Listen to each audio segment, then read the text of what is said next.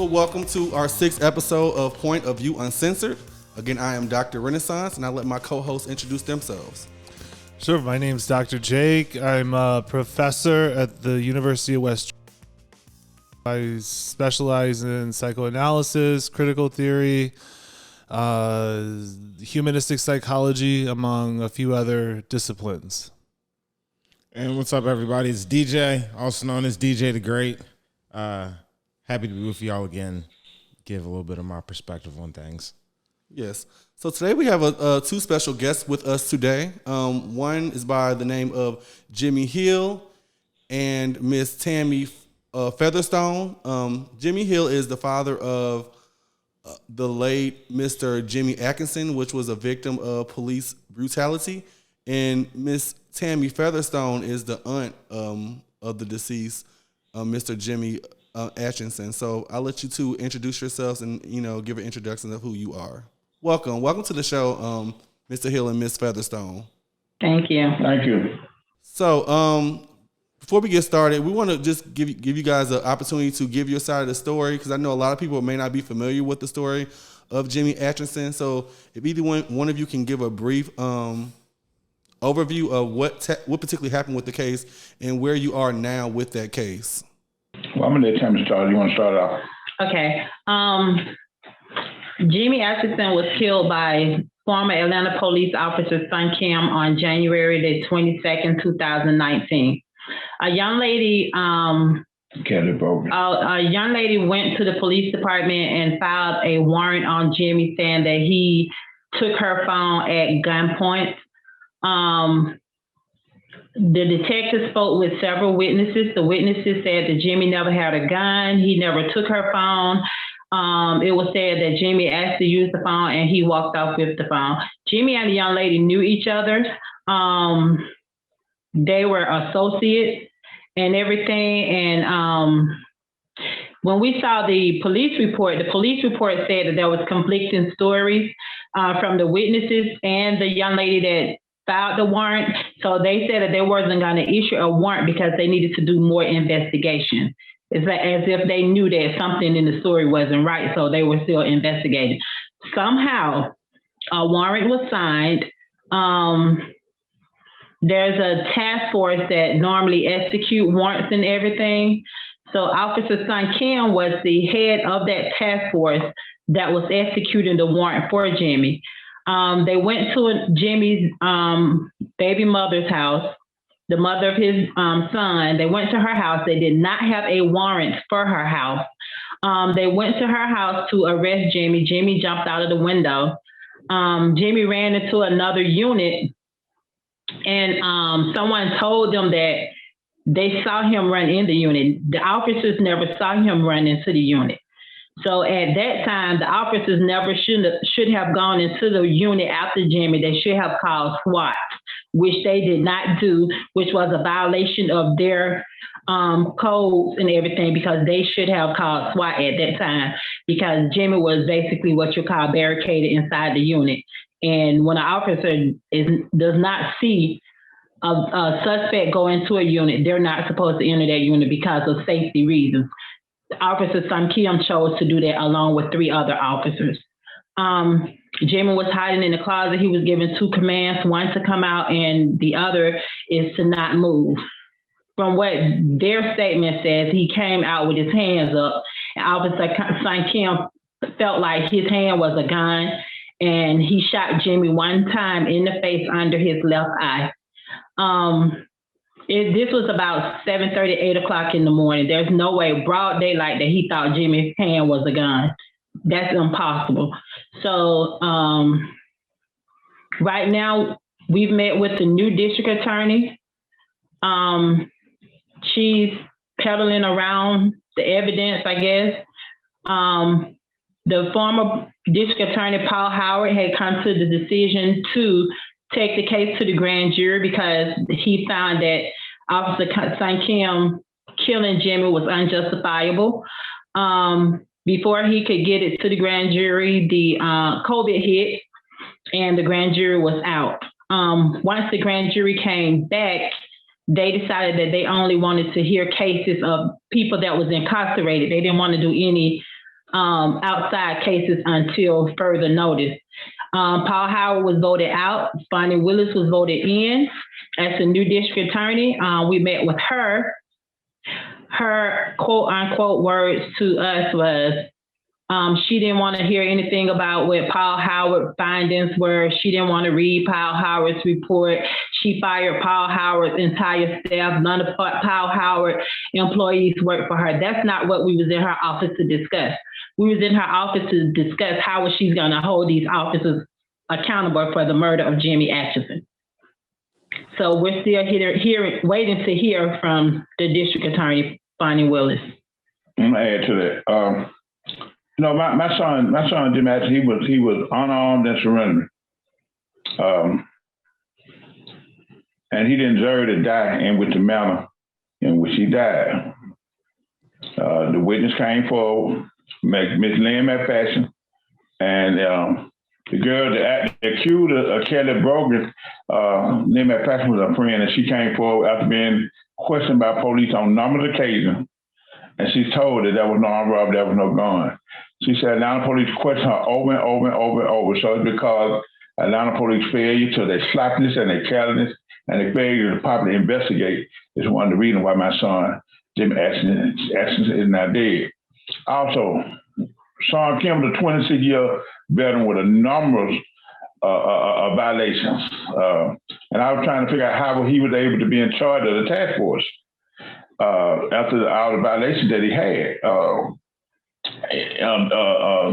Question about internal affairs and other accusations. Sean Kim, he lied about my son, had a history of violations against police, and that was a lie. My son had one case against police that was a misdemeanor in 2018, and it stated that the accuser did not press charge. He lied about that. He lied about the situation where he violated FBI and task force policy. Put it that way.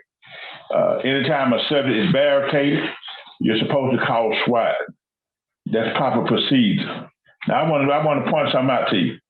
22 days later, a white dentist in Brookhaven had a 10-hour standoff in which police in Brookhaven, Georgia, in which SWAT was called. And they sent in a robot. They sent in tear gas. They went in and they had a tussle with the man.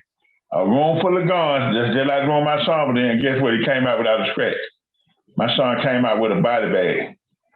4 officers in a room with their guns drawn. 4 officers in the room with their guns drawn. Sean Kim told them to freeze, don't move, and other officers told him to come out with their hands up. As my son raised his hand, he shot him right below the eye, blowing out his brains. Atlanta Mayor Keisha Bottom played a part in blocking, and the police on there blocking Paul Howard from interviewing the officers, because according to statements, one officer stated that my son, I can get I had a book over there where I can quote the officer's name. One of them quoted that my son brought his right hand up. Another officer said he brought both his hands up together, like in a motion at the gun. And one other officer said that he just brought his hands up. For conflicting statements. The evidence is on Fulton County DA Bonnie Willis. It's on her desk. It was on Keisha Bottom know about it. And from the very beginning, Atlanta Mayor Keisha Bottom, she placed a dark cloud over this situation, all because Atlanta police failed to properly investigate. And it's just showing us that a black life don't mean nothing to them. My son's life don't mean nothing to them, because all we ask for is to be fair, to be treated fair, and the truth and justice. And yet to see it again is the ass to kiss. So we keep fighting. We're going to fight. There have been plenty of obstacles and hurdles placing our way, plenty of political games. My son, this ain't a game we playing. And my son's life is worth more than just being a game. Well, I'm sorry. I do apologize that, you guys are currently going through that litigation right now. I definitely keep you in my prayers as you guys litigate through that process. It's definitely a lot of information. I want to try to impact all the information that you have stated. So I know you said start off with a young lady claiming that he stole a cell phone, and so she requested a warrant based off him taking her cell phone. Is that what that's my understanding I'm getting? Yes, when he walked out with her phone, she waited 3 to 4 days later to go file a warrant saying that he took her phone at gunpoint. Basically, he robbed her for her cell phone. And who is she? Kelly Brogan. Kellybrogan. And who is she in relation to Mr. Atchison? Nothing. She has no relation with Mr. Atchison. She was a friend of a young lady that Mr. Atchison was dating. Oh, so she's a friend of someone that he was dating? Mm-hmm. Okay. Interesting. Why do you think she did that? What happened was some guys she was a booster.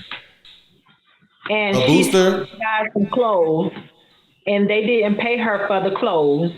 And she figured that Jimmy knew the guys and he just wasn't telling her who the guys. Hello? Are you still here?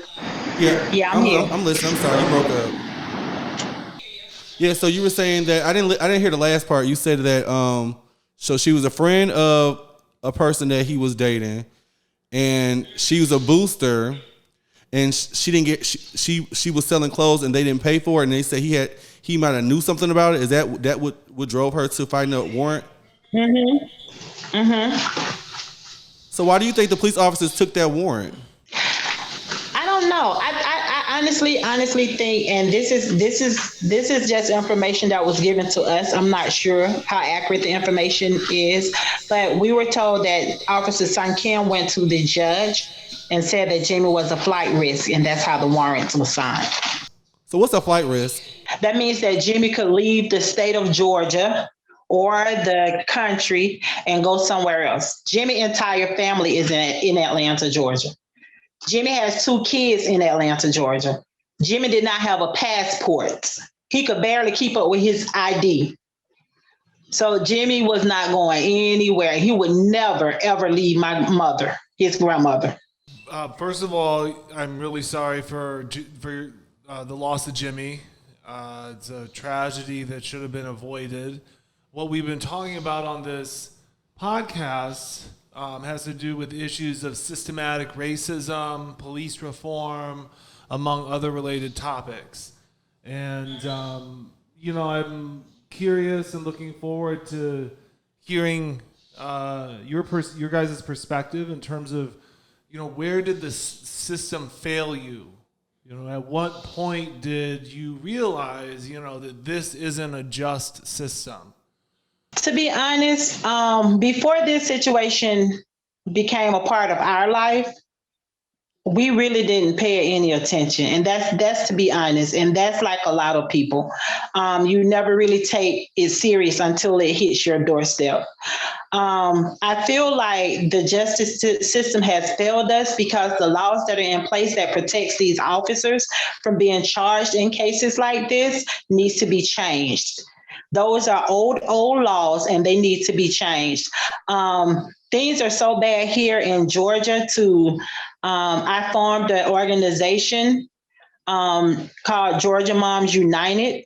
And this organization is based here in Atlanta. And we have over 15 mothers now that's fighting the same battle that my family is fighting. And it's sad. It's very, very sad. And it's like we vote these people into office. Once they get in office, they give you their behinds to kiss. And that's including our mayor, Keisha Lance Bottoms. To be honest, I voted for Keisha. I voted for Keisha because, first of all, she was a Black woman.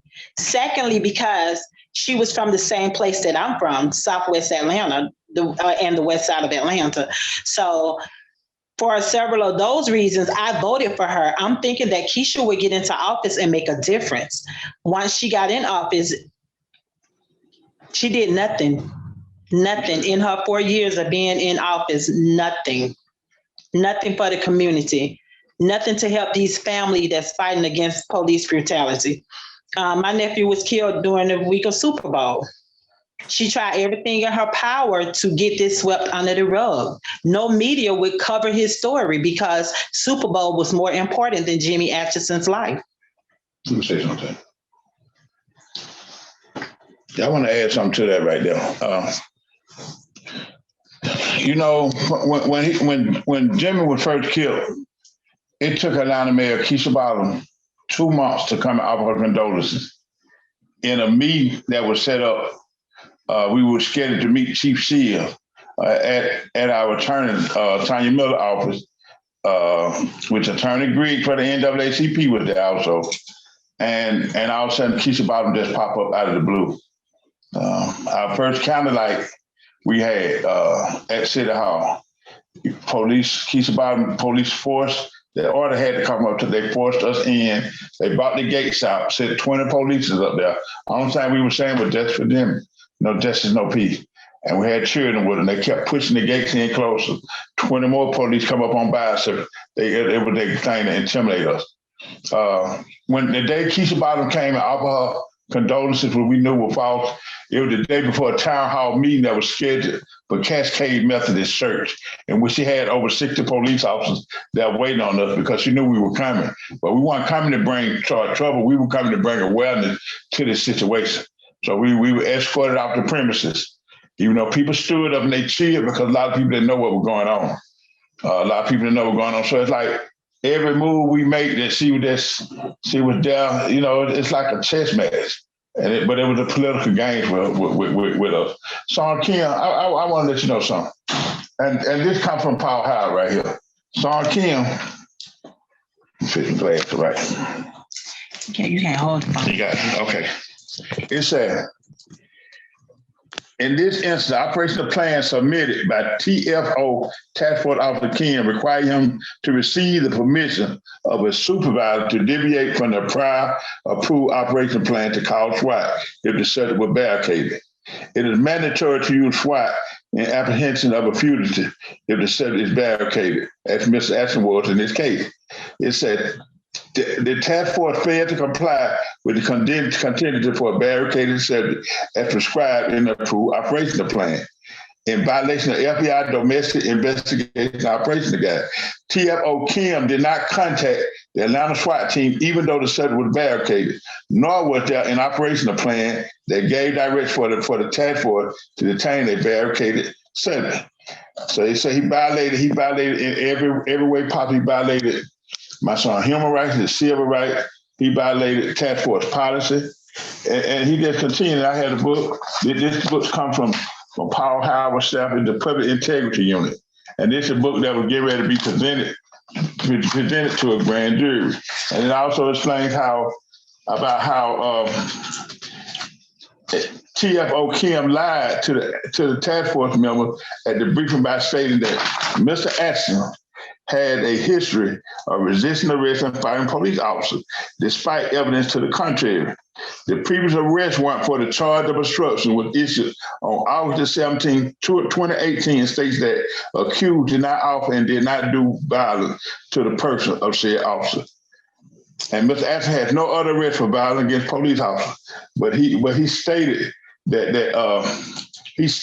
my son, he lied. He stated my son had a history of violations against police officers, and he made a statement that said, use deadly force. He told the officers to use deadly force when they was entering the unit to apprehend Jimmy. So we use by the deadly force of, yeah. Hold on, I just want to show you something. I want you to see one thing, how important the information is to get out. Because it's very important information, and we haven't been able to get it out yet. This information just came in not too long ago. I want to go on and give DJ an opportunity to ask a question. We can go back to those documents later in our interview. So go ahead, DJ. Thank y'all for joining us, and my condolences for your loss. When you do receive your day in court, what is your desired outcome from this case? My desire is for son Kim to be charged with the murder of Jimmy Atchison and to be given the maximum sentence that he should receive for that murder. And I think that he should be, and it should be a price. I think that Kelly Brogan, the girl who started all this from the beginning, there should be a price. She should be charged also. But it's like they don't hear her. Our attorney tried to send investigators out. Tony Miller sent investigators to talk to the girl, and the girl would not come to the door. She would not come to the door. There had been no press on her. So why all of a sudden she off the hook? She should be charged also because she's the one who started all this, the lies from the very beginning. And also, I think it should be it should be accountability for the other officers that were in the room with Sean Kim, who murdered my son. Because you got to understand this. If it's 4 officers in the room with guns drawn, and one of them tell you, and if Sean Kim, he say feared for his life, that's why he killed my son. If Sean Kim feared for his life, then they feared for his life. Why only one shot?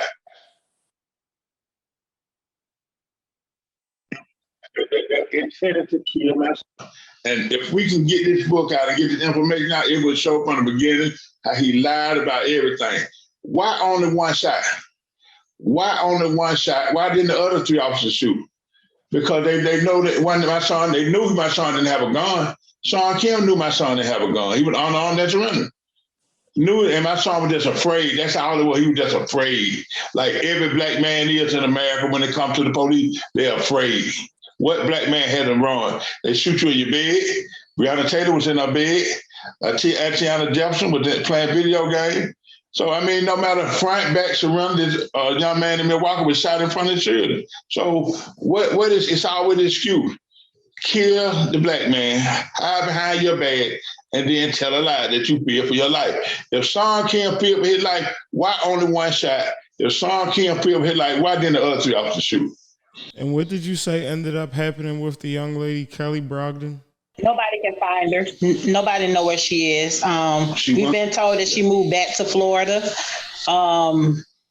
We have no idea. We have no idea where she is. If they wanted to find her, they can find her. Because, I mean... She refused to speak to our attorneys. She refused to speak to the NAACP. She just refused to speak to anybody. I don't know if they've told her not to speak to us or what. Why do y'all feel that this story hasn't reached like national level of attention yet? I feel like it really hasn't reached national level of attention because it happened during Super Bowl. So the news stations here in Atlanta, they were more focused on Super Bowl than they were on Jimmy Atchison life, like I said.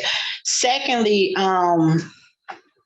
I don't know. We just need to get it to the right media, and we need to get it out of the state of Georgia. It needs to be known worldwide.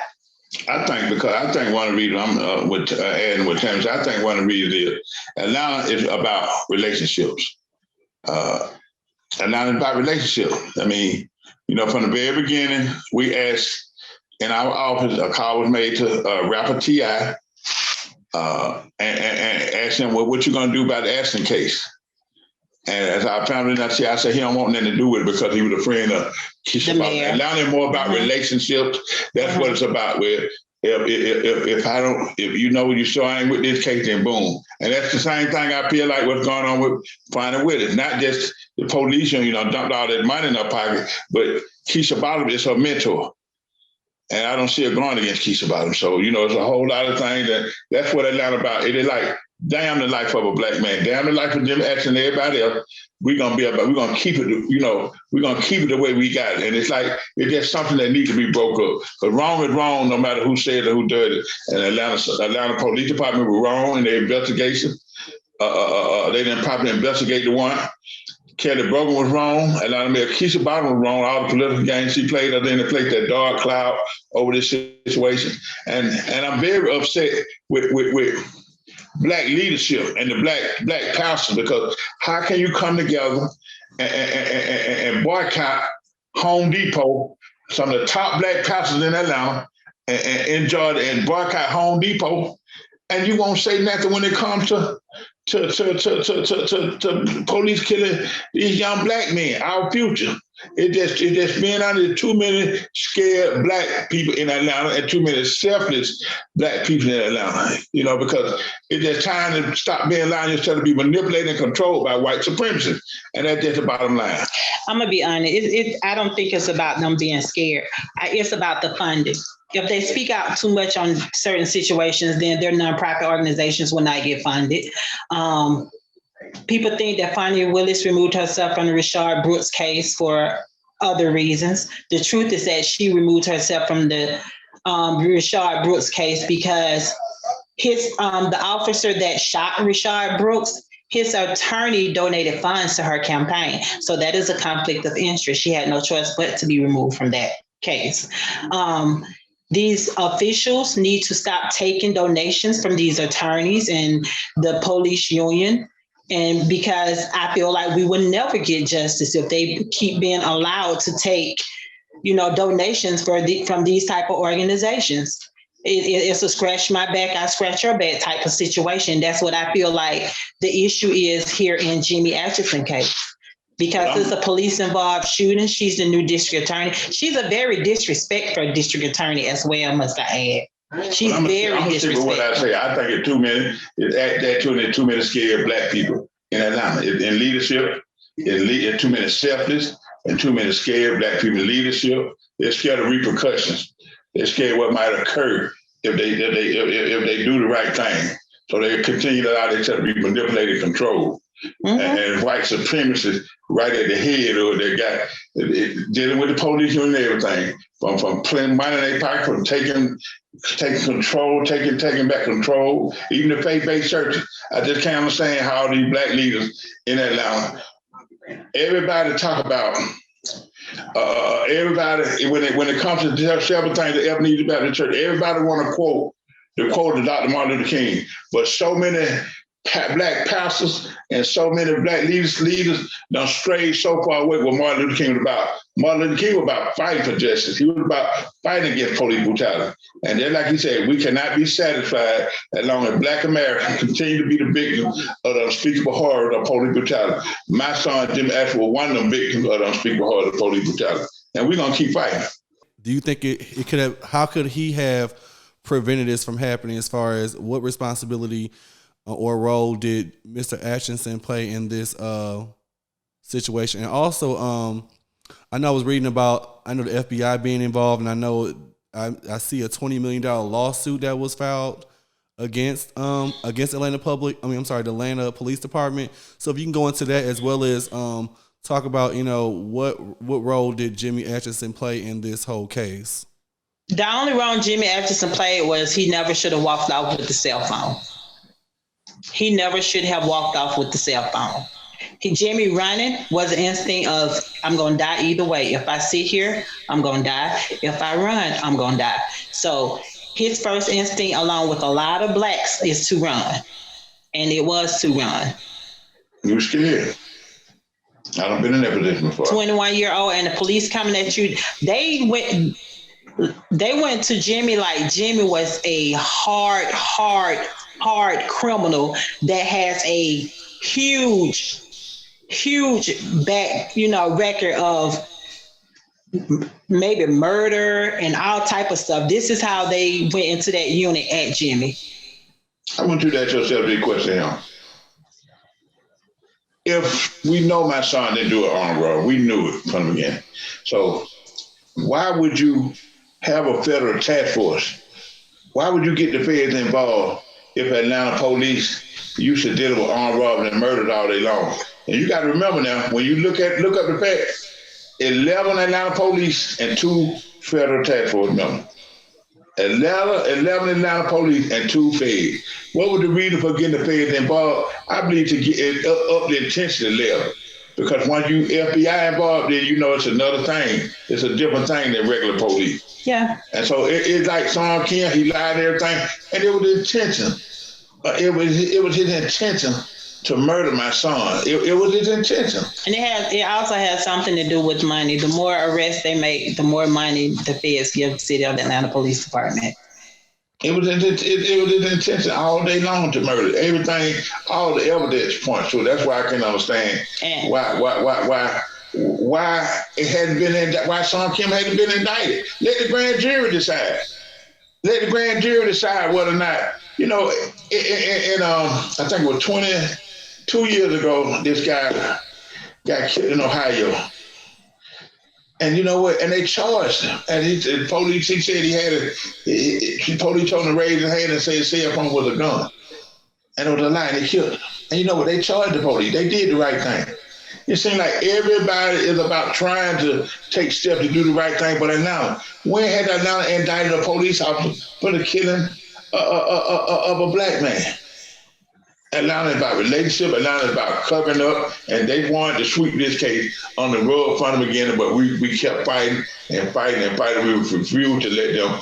They wanted to be quiet about this case. They think they can just peel off some money and that's it. Now, Sean Kim need to go to jail for murder of my son. My son leaves 2 kids behind, will never get to see their father again. And that's what the lawsuit is for, his 2 children. My son, human and civil rights for violation. My son had a future. His future was destroyed. His future was stolen from him. My son had people who love him. We love my son. We miss my son. His mother is, every day she's going through it. Every day she's trying to keep her sanity. His sister them. It took some of his sister 2 years. But it done been 2.5 years since we've been fighting. It took some of his sister 2 years to even start. Brother just stayed in the room and just stayed in the room. We've been fighting this case, and this case has done. When Sean Kim pulled that trigger, our life will forever change. And so let's talk about that the case with that's alleged. I guess it's $20 million, and the feds is involved. Can you go into that? Like, how is that case going, and what's going on with that case with $20 million? Like, is it coming to an end, or is it something that you think you can litigate? It's in litigation. That's something that we can't speak on. I do have a question. Do you think that when Officer Sung retired from the Atlanta Police Department, do you feel that the reasoning behind that is like a mission of guilt?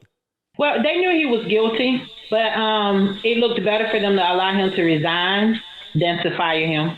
And now he works for the surveillance department for the FBI. It's like he was rewarded. Mm-hmm. Rewarded by Atlanta Mayor Keisha Bottom. And the only reason why I said allowed him to resign was because we applied pressure. Because she wasn't even trying to even do that until the pressure started getting to her, people started talking. And she has evidence on her desk, and she still allowed him to fire him would have been admitting they was wrong. That's one thing they just rather let a family suffer.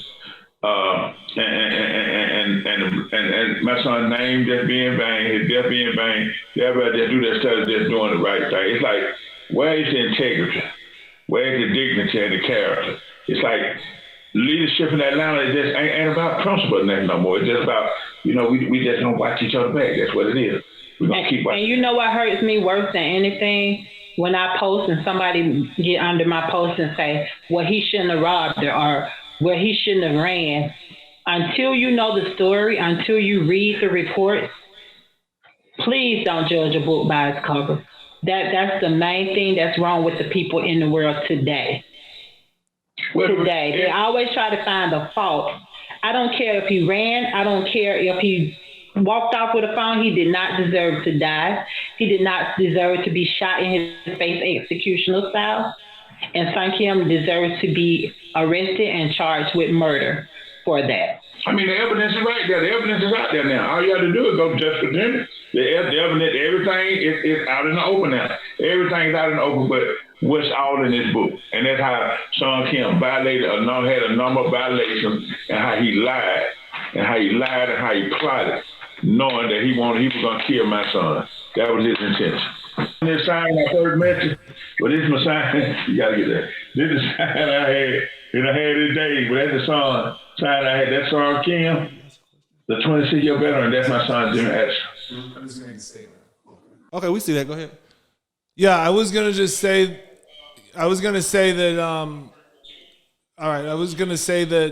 I think the murder or killing of Jimmy Atchison, another young, unarmed black man, I think goes to show the work that needs to be done in this country to address forms of systemic racism. Part of that work has to do with what was mentioned earlier in terms of why is it harder to charge police with crimes than it is the average citizen. We need to take a good, hard look at those laws that may be in place, and not only that, change the frame or change the perspective, the way that we look at policing in general. And I think fundamentally, the institution historically in the United States, the institution of police is racist. It's demonstrated that over and over again.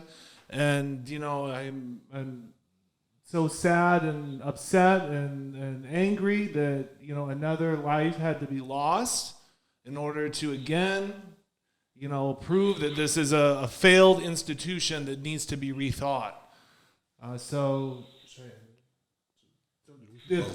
Thank you. I appreciate your story, and my heart goes out to you both. Yes, and so we're gonna. No problem. Anytime, and like I said, no problem. So we are gonna wrap up this episode again. I pray that justice will be served in your case for your son and for your nephew, and I will definitely keep you in my prayers. So stay prayed up. I know you will see justice for your families. Do you have any more lasting remarks before we head off? We just, the only thing that we want is for you guys to bring the story, bring awareness to what happened to Jimmy. We will be having a press conference soon to